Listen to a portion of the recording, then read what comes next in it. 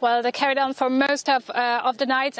Thankfully, the violence seemed to have been contained by the police this time. There had been a debate on Sunday as to why the police didn't intervene sooner, and as to why hundreds of people on Sunday afternoon had been able to launch a witch hunt, a real witch hunt against people of color and people of foreign origin in the city. Now, yesterday, you said there were violent outbursts. There are 6 people injured and still lying in the hospital from both sides. However, the violence has been largely contained yesterday. One has to know that Saxony is no stranger to such violence. It's also home to the anti-Islam and xenophobic movement Pegida, which started there in Dresden in 2014. And yesterday, we could really see all the frustration of the far-right sympathizers who instrumentalized that fatal stabbing on Saturday night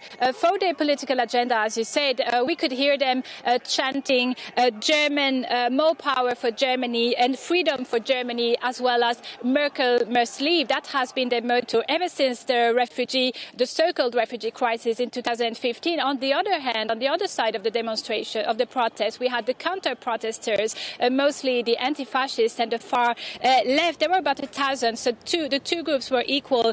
They were also chanting no place for Nazi propaganda here in Germany.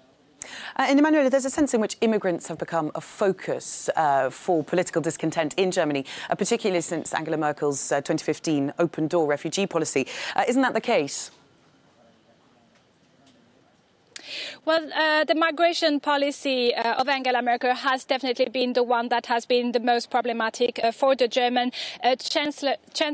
That being said, you could see yesterday a Turkish association in Chemnitz complaining that the far-right focus on immigration, the far-right protest on Sunday was likened to a pogrom. Now, when we talk about pogrom in Germany, that brings us back to 1938, when Ernst von Rath, a German diplomat, had been assassinated in Paris by a Polish Jewish individual, and that had been used as a pretext for the Nazis to persecute the Jews. Now, there's that worry now in Germany that the things are getting completely out of control when we see that neo-Nazis can gather and organize such witch hunts, such as seen on Sunday. And Angela Merkel strongly condemned all kinds of action, all kinds of vigilance organized to carry on justice. And even the family and the relatives of the victim, the 35-year-old man, say that they didn't want the death of their friend or their family member to be instrumentalized by the far right, because that 35-year-old man was of Cuban origin and doesn't fit the far right narrative at all.